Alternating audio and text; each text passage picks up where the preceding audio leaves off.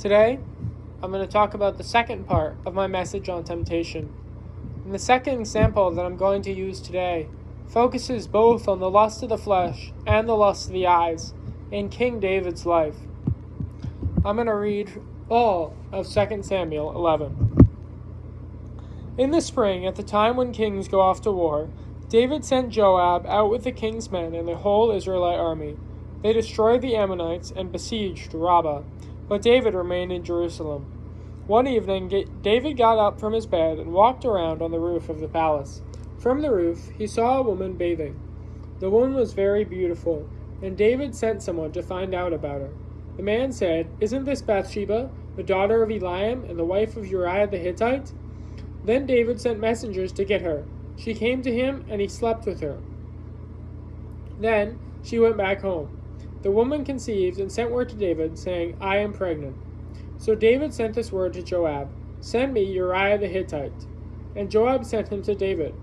When Uriah came to him, David asked him how Joab was, how the soldiers were, and how the war was going. Then David said to Uriah, "Go down to your house and wash your feet."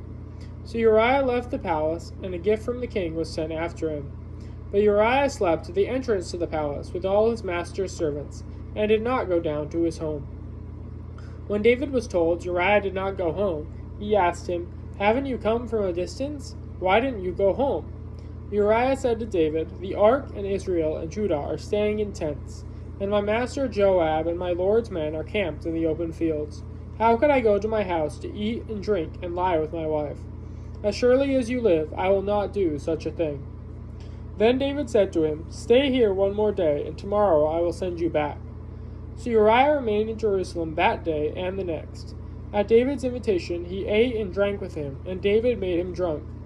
But in the evening, Uriah went out to sleep on his mat among his master's servants. He did not go home.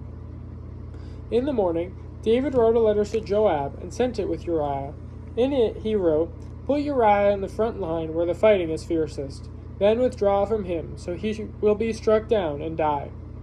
So while Joab had the city under siege, he put Uriah at a place where he knew the strongest defenders were. When the men of the city came out and fought against Joab, some of the men in David's army fell. Moreover, Uriah the Hittite died. Joab sent David a full account of the battle. He instructed the messenger, "When you have finished giving the king the account of the battle, the king's anger may flare up, and he may ask you, 'Why did you get so close to the city to fight? Didn't you know they would shoot arrows from the wall? Who killed Abimelech, son of Jerubbesheth? Didn't a woman throw an upper millstone on him from the wall so that he died in Thebez? Why did you get so close to the wall?' If he asks you this, then say to him, 'Also, your servant Uriah the Hittite is dead.'" The messenger sent out, and when he arrived, he told David everything Joab had sent him to say. The messenger said to David, "The men overpowered us and came out against us in the open, but we drove them back to the entrance of the city gate. Then the archers shot arrows at your servants from the wall, and some of the king's men died.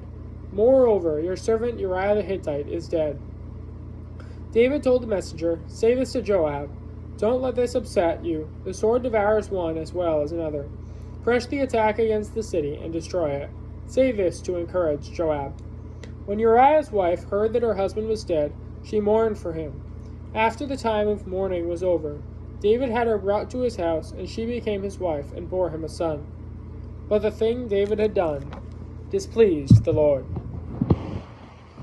This is a story that most all of us have probably heard in our lives, and it is a prime example of a godly person falling into the trap of physical temptation and sinning hugely because of it. In this example, David sees Bathsheba when she is bathing, and notices that she is beautiful. This is his first strike of temptation in this occurrence, as he states to himself that this woman is beautiful and now wants to get to know her or have her.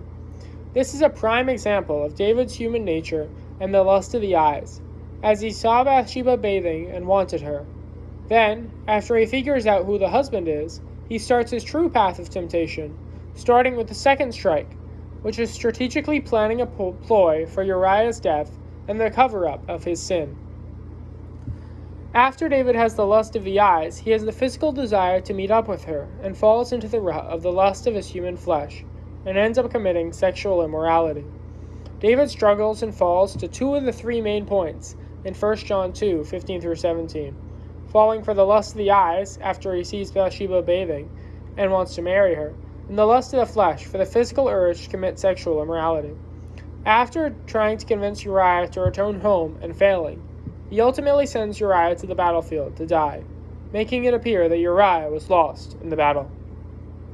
David did this to try and cover up his sin, and so he could take Bathsheba as his wife. His third strike comes after Uriah carries his death note into battle and dies, and David takes Bathsheba to be his queen after sending her husband to death on the battlefield.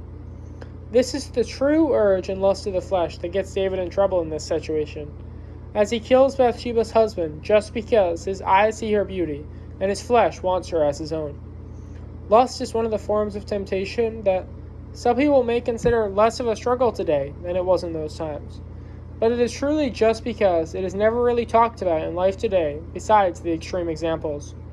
A good example of the lust of the flesh and sexual immorality in our lives today is sadly pornography. Pornography is a temptation that a lot of people struggle with in the world today. Sadly, 10% of adults today in the U.S. admit to having addictions to pornography or visiting other sites related to it.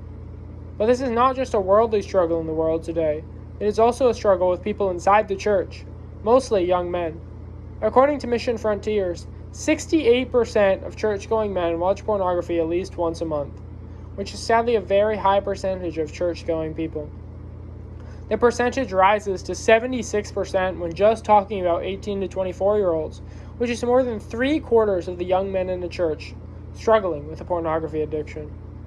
Pornography is probably the largest physical temptation in the world today that any one person is going to struggle with sometime in their life. It is as bad as drugs and alcohol in people's lives and turns into addiction that may take away from how people feel and how they act in their daily lives. Satan has learned to use temptation as a trick in our lives, with something that starts small, but then grows more and more and more as we do it and struggle with it, to turn it into a huge temptation and addiction issue. A great verse on this issue is stated in Proverbs 7:25-26, where Solomon is talking about adultery and adulteresses and states, "Let not your heart turn aside to her ways. Do not stray into her oaths. For many a victim has she laid low, and all her slain are a mighty throng." These verses make a great point on temptation, on how if you turn your heart aside to a sin once in your life, then you will get laid low, and possibly struggle with this temptation for the rest of your life. This is what usually happens with addictions in life, and it happens that someone does one action once, and then it leads them to struggling with the temptation for most of it, if not the rest of their life, unless they ask God to help them with their struggle and forgive them for this temptation that they struggle with.